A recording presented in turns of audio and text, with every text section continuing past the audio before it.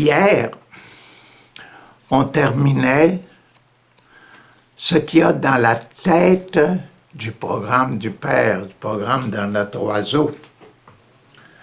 Vision du Père, le programme du Père, on terminait le numéro 1. De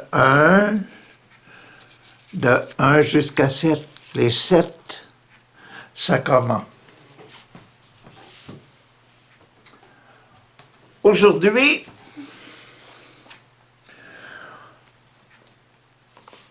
donc, hier on a vu le verset 18 du chapitre 1. Aujourd'hui, nous allons commencer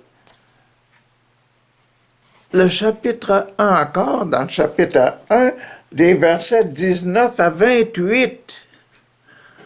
9 versets. Et ce sera, hier on était dans la tête, aujourd'hui on sera dans le cœur du programme. Le cœur du programme du Père. Le numéro 2. Le numéro 2, le cœur du programme du Père. Le cœur du programme du Père, hier on avait le numéro 1, la tête. Aujourd'hui, on entre dans le numéro 2, le programme du Fils. Le programme du Fils qui a expliqué dans la tête, dans le numéro 1, ici, il a expliqué dans la tête, le programme du Père. Le Fils a expliqué lui-même son programme. Ça, c'est le programme du Fils qui va s'ajouter jusqu'à la fin, là. Hein? On va l'ajouter 5, 6, 7. Programme du Fils. C'est le Fils qui a expliqué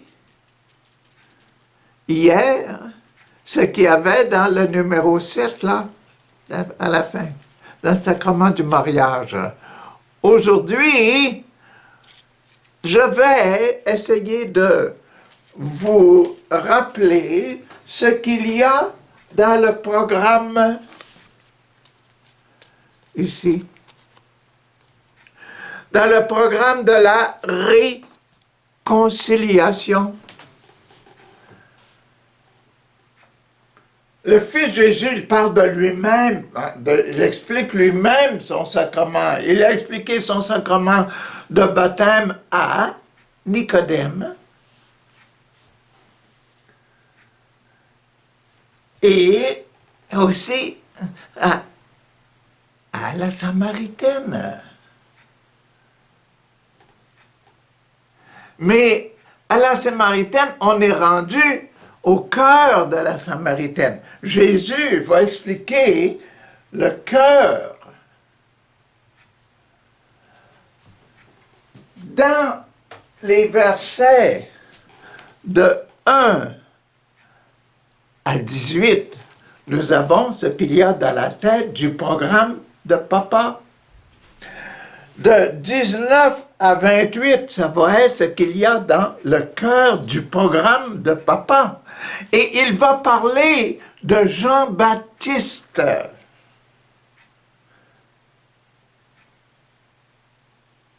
Il va parler de Jean-Baptiste, le programme de Papa mon Dieu. Il parle de Jean-Baptiste. Et voici voici ce que Jean déclara lorsque les Juifs de Jérusalem envoyèrent des prêtres et des Lévites. Envoyèrent des prêtres, imaginez-vous des prêtres, et des Lévites, des gens de la loi, des secrétaires, des docteurs de la loi. Ils envoyèrent des prêtres et des Lévites rencontrer Jean-Baptiste.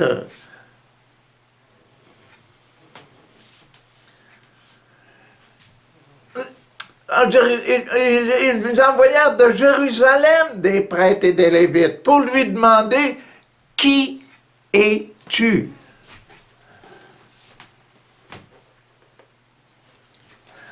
Les gens de Jérusalem savaient bien qui est Jean-Baptiste.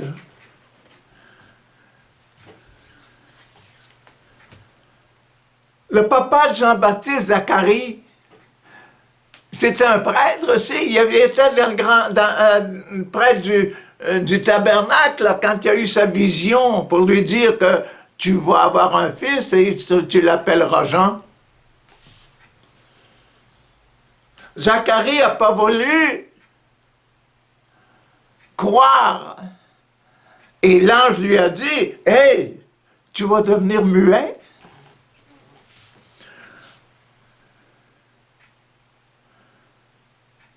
Zacharie a commencé à parler seulement quand Jean-Baptiste est né. C'est une histoire dans le temps.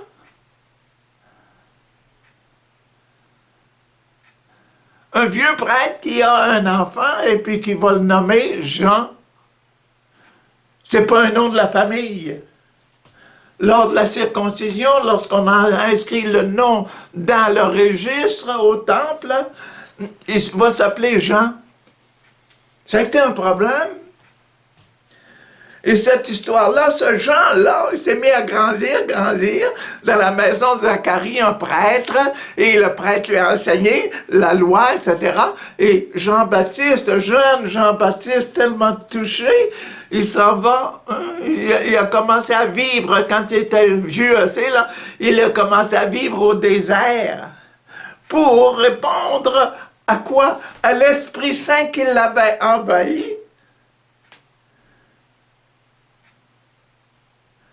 Lorsque maman Marie est allée visiter Élisabeth, et puis Jean-Baptiste était encore dans le sein de maman Élisabeth.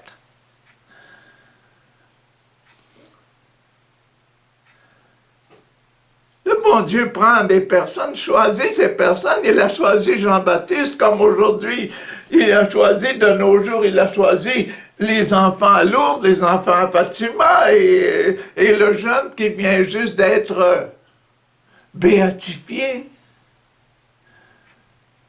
Parce que son corps était resté intact pendant des années.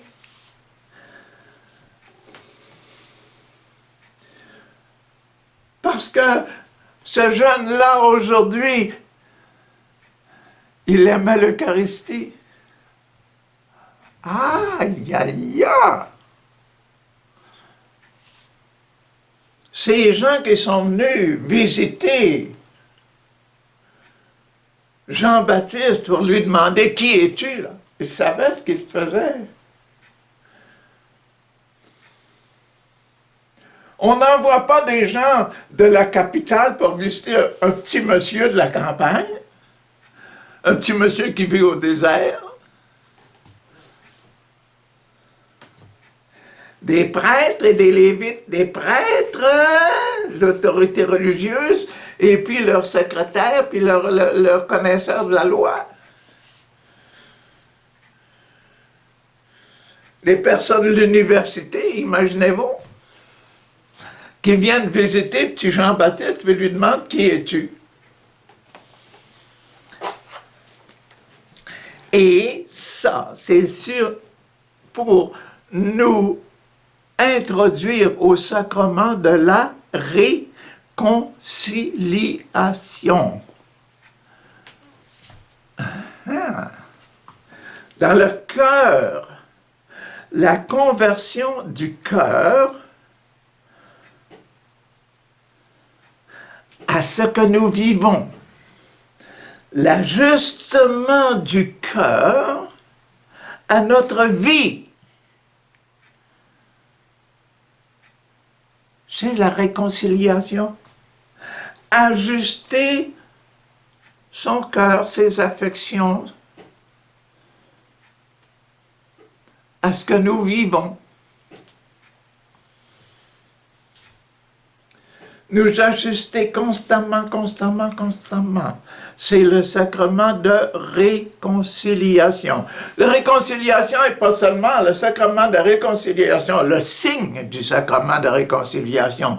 Et quand nous allons à la confesse, mais le sacrement de réconciliation, la grâce, la grâce, la grâce est la vérité, la grâce est la vérité, la grâce est la sincérité nous ont été donnés par Jésus. Et Jésus nous dit, vis, vis, vis ta réconciliation, vis-la. Et la réconciliation vit, elle se vit tous les jours, chaque jour. Je dois m'ajuster, ajuster ma vie au désir de Dieu. Oh, que c'est beau.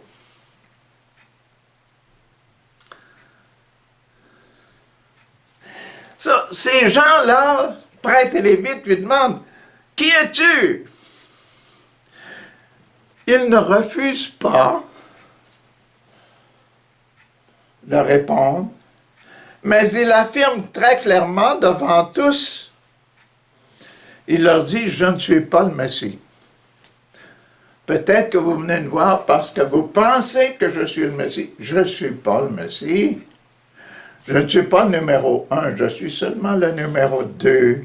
Je suis le numéro 2. Aujourd'hui, on entre dans le numéro 2. Bloc numéro 2.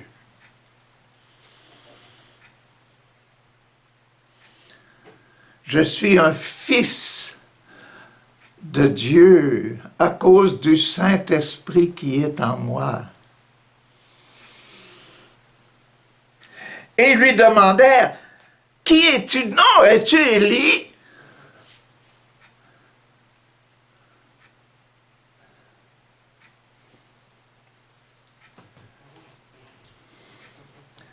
Il savait que Jean était un prophète parce que de la façon qu'il agissait et ce qu'il faisait montrait que le Saint-Esprit était présent en lui, qu'il répondait à une mission donnée par Dieu, Yahvé. C'est un prophète. Et tu Élie? Et Jean répondit, non, je ne le suis pas. Es-tu le prophète?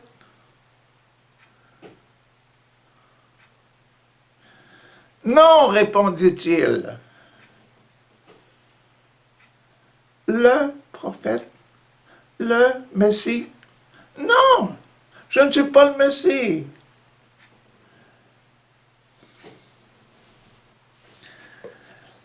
Ils lui dirent alors, qui es-tu? Donc nous devons donner une réponse à ceux qui nous ont envoyés de Jérusalem.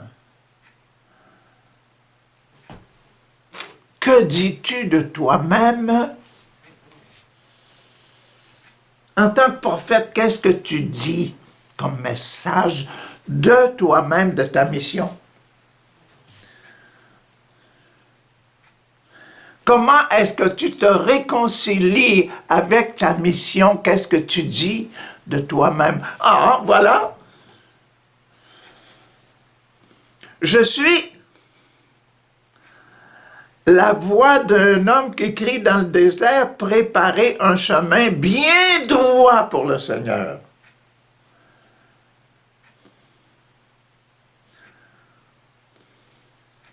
C'est ça que dit le prophète Ésaïe.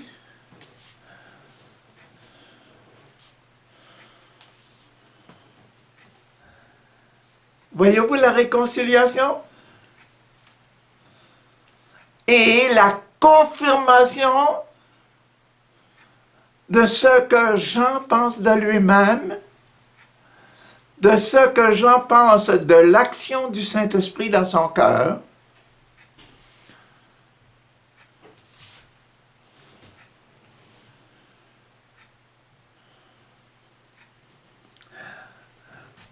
Parmi les messagers envoyés vers Jean,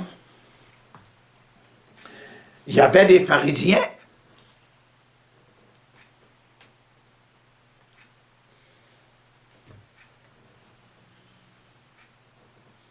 Des responsables de l'Église. Très, très, très religieux, ces pharisiens, vous le savez. Ils lui demandèrent si tu n'es pas le Messie, ni Élie, ni le prophète, pourquoi baptises-tu? Pourquoi est-ce que tu baptises?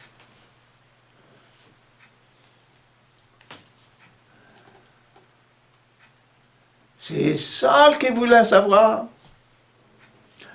Pourquoi est-ce que tu baptises? Ah. Quand on va aller dans les détails, vous allez vous apercevoir pourquoi.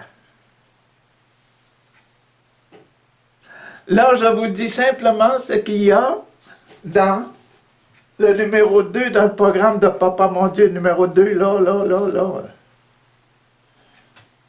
Dans le cœur, dans le cœur. Qu'est-ce que Jean a dans le cœur? Jean, qu'est-ce que dans le cœur? On va attaquer ce que Jésus dit, ce qu'il y a dans son cœur plus tard. OK? Là, aujourd'hui, seulement, qu'est-ce que Jean a dans son cœur? Qu'est-ce qu'il a à dire au sujet de sa mission de réconciliation?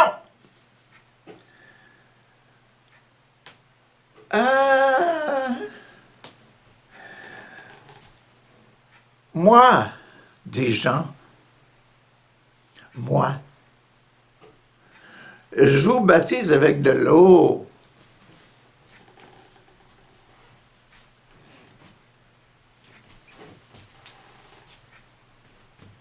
Je vous baptise avec de l'eau.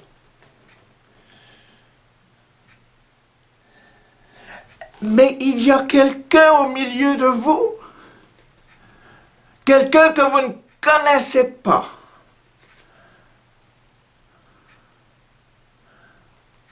Pourquoi baptises-tu, Jean? Il y a quelqu'un au milieu de vous, il y a quelqu'un que vous ne connaissez pas, dit Jean. Il vient après moi, mais je ne suis pas même assez bon pour délier la courroie de ses sandales.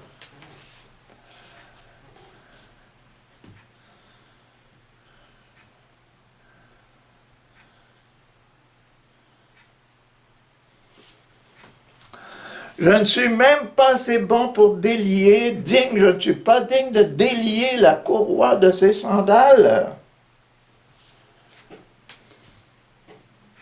Pourquoi baptisez-vous? C'est parce que lui, à cause de lui, je vous l'annonce. Il y a la réconciliation. Je vous annonce la réconciliation. Moi, je vous baptise dans l'eau.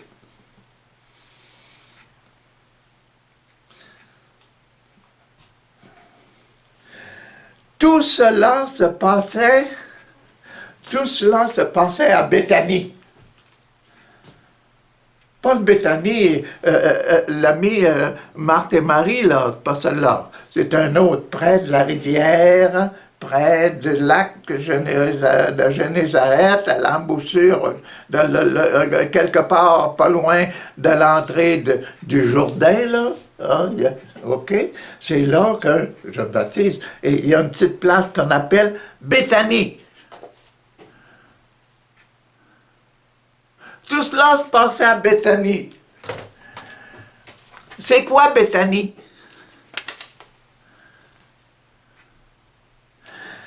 Google, il nous dit que c'est la maison de miséricorde.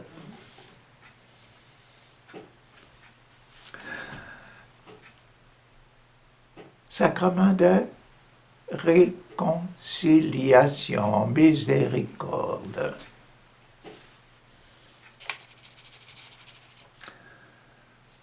Le Saint-Esprit a bien choisi la place hein, pour le baptême de Jean. Béthanie, la maison de la miséricorde, la maison de la grâce, la maison où on enseigne comment avoir un cœur pur, la grâce.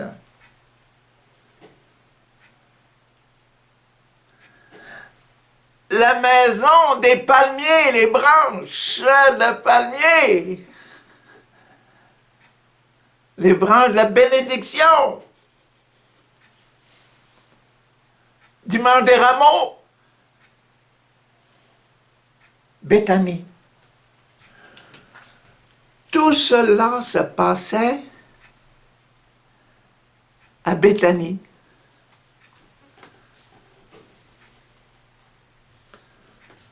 Ça, c'est ce qu'il y a dans le programme du Père. Le programme du Père qui va être divisé en détails. Baptême, réconciliation, confirmation, Eucharistie, extrême-onction, l'ordre de mariage. 19 à 28.